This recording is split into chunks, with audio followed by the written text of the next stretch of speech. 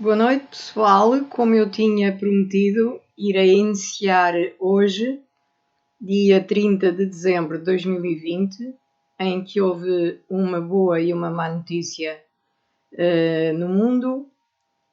A má notícia foi o terremoto na Croácia e a boa notícia foi a criação e aprovação, porque está absolutamente regulamentada, uma nova vacina em Inglaterra. Portanto, mais uma esperança para nós sairmos desta crise, e os ingleses estão de parabéns. E, portanto, neste dia, com duas notícias absolutamente dispares, uma boa, outra má, vou começar com o estudo da música. E vamos começar pela Europa, e eu vou então fazer a leitura daquele pequeno capítulo que escrevi sobre a mesma na Europa, começando possivelmente pela Alemanha e portanto, lerei uns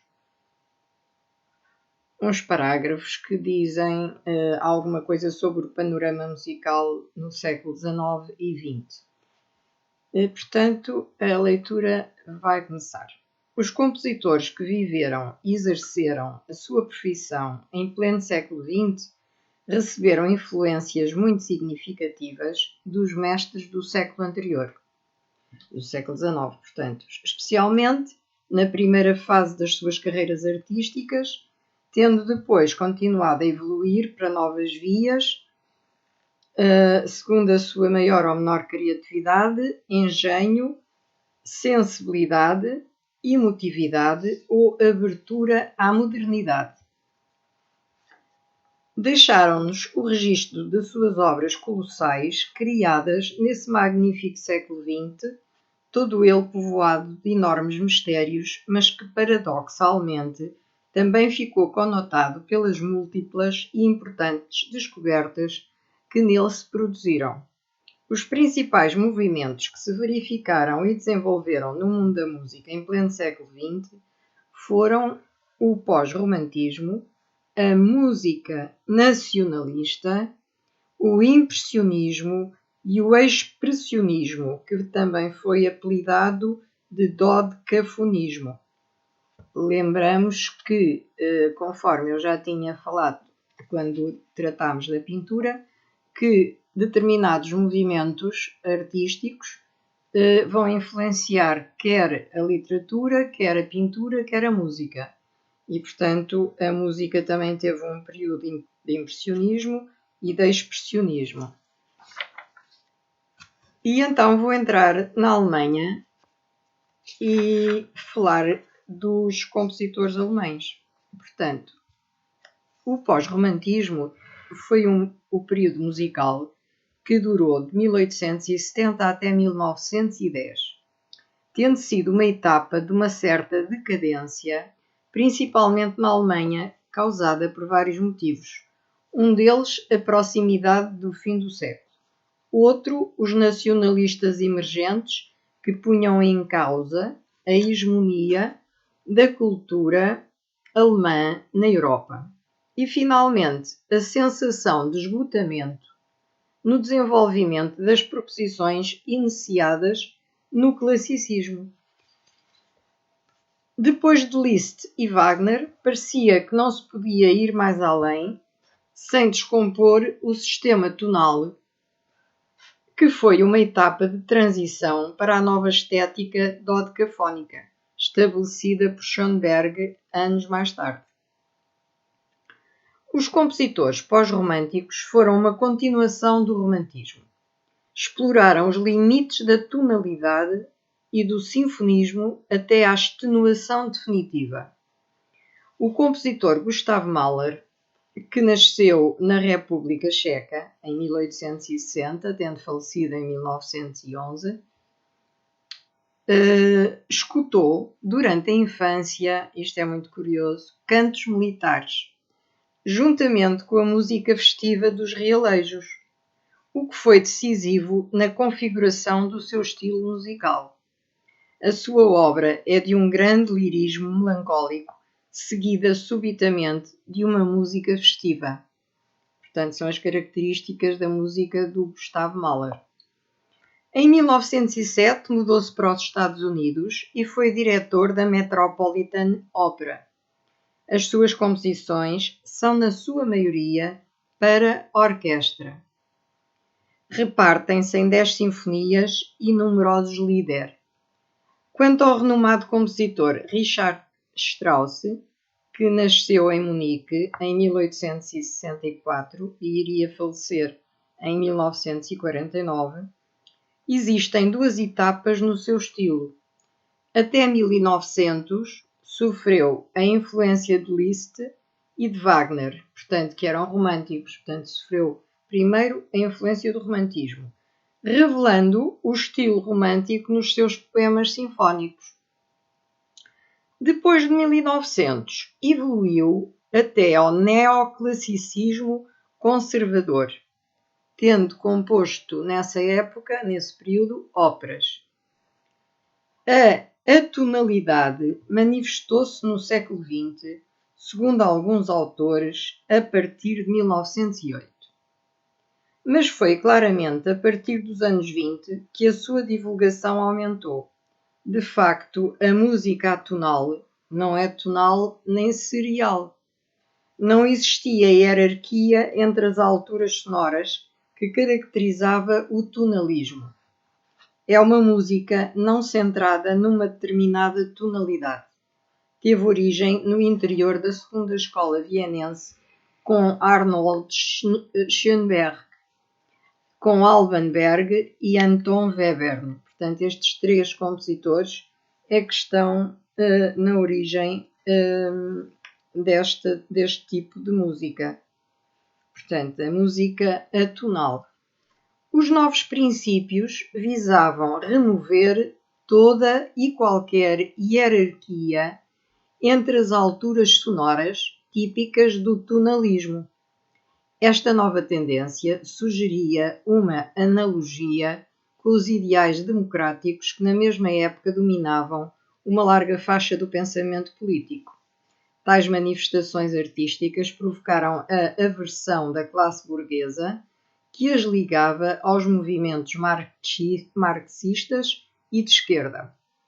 A música atonal exprimia-se através de correntes estilísticas que tentavam, por vezes, reatar com a tradição germânica, tais como o teatro musical de Karl Orff, inspirado no neoprimitivismo, do expressionismo de Kurt Weill e do realismo popular. Agora, quanto ao expressionismo cultivado por Arnold Schoenberg e Alban Berg, foi um estilo a que também muitos pintores aderiram, como referimos anteriormente. A estética expressionista associava-se a um exagero na apresentação da sensibilidade e da emotividade do compositor. Segundo alguns autores, possivelmente, na história da música, os pós-românticos, dentro do expressionismo, ou dodecafonismo, terão sido os mais exagerados. Com efeito, o impressionismo já estava fora dos limites da tonalidade maior-menor instaurada no barroco. Poderá dizer-se que a coroa de glória da música atonal aconteceu quando Schoenberg idealizou e desenvolveu um sistema novo, o dodecafónico. Portanto, este sistema dodecafónico utiliza as 12 notas da escala cromática dispostas em qualquer ordem, como uma sequência ou tema de composição. Este estilo ou sistema foi também denominado serialista. Portanto, Arnold Schoenberg, que nasceu em Viena em 1874 e faleceu em 1951, foi amigo do pintor Kandinsky e foi protegido por Mahler. Inicialmente, as suas peças estavam imbuídas de romantismo. Depois vem outra etapa de tipo atonal, em que as notas cromáticas não pertencem à escala maior ou menor de que se parte. Eram peças dentro de uma estética expressionista, portanto. Arnold Schoenberg e os seus discípulos Alban Berg e Anton Webern, grupo que foi designado como a Segunda Escola de Viena, deram o remate final no já moribundo sistema tonal que os compositores pós-românticos sustentaram até ao seu limite. Foi em 1923 que, depois de 6 anos sem publicar música, Schoenberg realizou peças de grande qualidade de sensibilidade, dramatismo e capacidade emotiva, segundo os princípios do dodecafonismo. A obra deste compositor, assim como as de Alban Berg e de Anton Webern, ia do romantismo tardio ao dodecafonismo. A música atonal também influenciou compositores como Claude Debussy, Béla Bartók, Sergei Prokofiev, Igor Stravinsky, Paul Hindemith, Alexander Scriabin e Edgar Varèse. O romantismo atonal e o pontilhismo são facetas da prática dodecafónica. No pontilhismo deixa de existir melodia, existindo apenas sons pontilhados no silêncio. Assim, não existe relação harmónica entre as notas de série dodecafónica, visto cada uma delas ser separada das outras. A melodia de timbre foi também uma novidade do modernismo, permitindo alterar não apenas as notas, mas também os timbres. Excluindo as escalas dodecafónica e atonal, criaram-se ainda intervalos microtonais e clusters. A Segunda Escola de Viena contrapunha-se à Primeira Escola de Viena, fundada por um grupo de compositores do classicismo na segunda metade do século XVIII. É interessante fazermos este contraponto para percebermos quem eram os compositores da Primeira Escola de Viena e os da Segunda Escola de Viena. Esta Primeira Escola de Viena foi fundada por um grupo de compositores do classicismo na segunda metade do século XVIII, cujos membros foram Wolfgang Amadeus Mozart, Joseph Haydn, Ludwig van Beethoven e seus sucessores, Franz Schubert, Anton Bruckner, Johannes Brahms, Gustav Mahler e August Bank. E por aqui ficamos com a escola alemã revista, portanto, na Europa, ficamos com uma ideia sobre o que se passava a nível musical na Alemanha. Penso que poderei ainda falar do que se passava em França e depois numa outra live falaremos dos outros países europeus e o que aconteceu então nesta época modernista do princípio do século XX. Portanto, em França, Berlioz, isolado, nada podia fazer para impedir a proliferação das composições italianas que faziam submergir a música francesa. Porém, com Gounod, César Franck, Édouard Lalo e Saint-Saëns, haverá um retorno à música pura. Essa manifestação de renovação foi ainda assegurada por Chamberier e Bizet. Do mesmo modo, as óperas de Massenet e as operetas de Offenbach também iriam obter um enorme sucesso. O combate mais penoso foi conduzido pelos discípulos de César Franck, Henri Dupart, Ernest Chausson, Ducasse, Debussy e pelos alunos de Saint-Saëns, como Gabriel Fauré.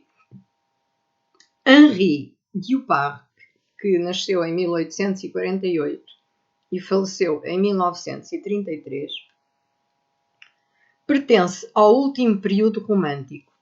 Ficou conhecido pelas suas 17 melodias, art songs, com textos de poetas célebres como Baudelaire e Goethe. Ernest Chausson, que nasceu em 1855 e faleceu em 1899, também foi um compositor romântico. As suas obras mais conhecidas foram Poème de l'amour et de la mer, para violino e orquestra, a Symphonie Ainsi e a ópera O Rei Artus, drama lírico em 3 atos. Quanto a Vincent d'Indy, deixou para a posteridade algumas páginas sinfónicas da escola francesa. Na opereta notabilizaram-se Planquette, Lecoq e Messager. Aliás, Messager. Estamos em França. Por sua vez, a ópera naturalista nasceu com Charpentier. Finalmente, Claude Debussy renovou o mundo dos sons e introduziu o impressionismo na melodia. Portanto, aqui em França foi Claude Debussy que revolucionou a tonalidade e introduziu o impressionismo na melodia.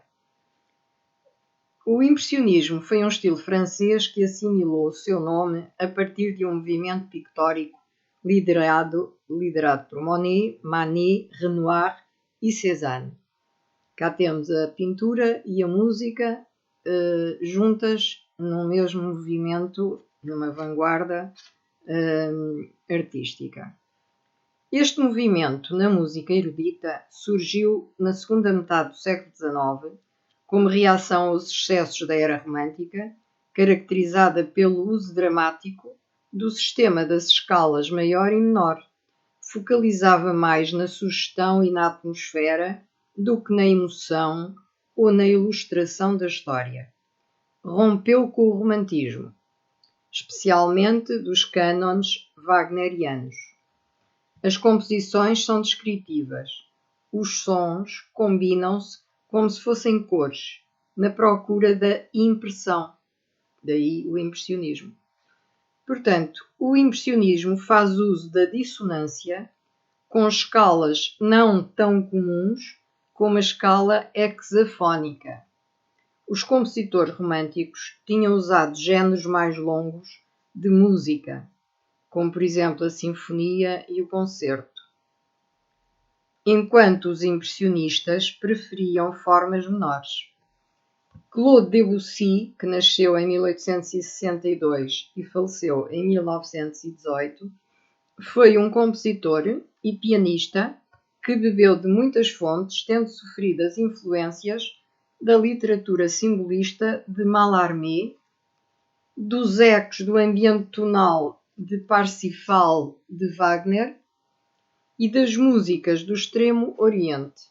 Portanto, todas estas influências foram notórias na obra de Claude Debussy. Quanto a Maurice Ravel, que nasceu em 1875 e faleceu em 1937, foi influenciado por Claude Debussy. O seu estilo ficou marcado pelo impressionismo. A sua obra divide-se em peças para orquestra e peças para piano. Tornou-se famoso depois de compor o seu famoso Bolero, a obra musical francesa mais tocada no mundo. A música de Paul Dukas, que também tem características românticas, a de Manuel de Falá e a de Camille Saint-Saëns, também da era romântica, sofreram a influência da música impressionista, como já havíamos citado. Naqueles tempos modernos, notabilizaram-se de forma inesquecível, para além de Debussy e de Maurice Ravel, os seguintes compositores: Albert Roussel, que nasceu em 1869 e faleceu em 1937, conhecido compositor francês do período interguerras. Os seus primeiros trabalhos foram influenciados pelo impressionismo de Debussy e de Ravel. As obras posteriores foram neoclássicas. Compôs música para concertos, sinfonias e suítes para orquestra. Quanto a Erik Satie, foi mentor do grupo dos Seis, que era constituído por Arthur Honegger, mestre de oratório, que escreveu sinfonias, e ainda por Darius Milhaud, Francis Poulenc, Georges Auriac, Louise Duret e Germaine Taillefer. As músicas deste grupo de 6 compositores franceses da primeira metade do século XX representavam uma reação ao wagnerismo e ao impressionismo. Portanto, já estavam pós-impressionismo. Estabeleciam uma relação com o famoso grupo dos 5 de São Petersburgo, constituído por Balakirev, Korsakov, Borodin, Mussorgsky e César Cui. Mais tarde, influenciado pelo futurismo, Edgar Varèse, que nasceu em 1885 e faleceu em 1965, compositor de origem francesa que viveu em Nova Iorque, depois de estudar física do som, tentou englobar na sua música todo o tipo de sons, de acordo com as tendências estéticas da música concreta e eletroacústica que se desenvolveu a partir de 1950. E, portanto, aqui com Edgar Varèse terminamos por hoje a nossa live que falou ou que tratou, através da minha dicção, do que aconteceu no início do século XX na Alemanha e em França. E, portanto, na próxima live continuaremos o estudo da música na Europa. Portanto, boa noite, pessoal, continuação de boas festas e uma noite muito feliz para todos.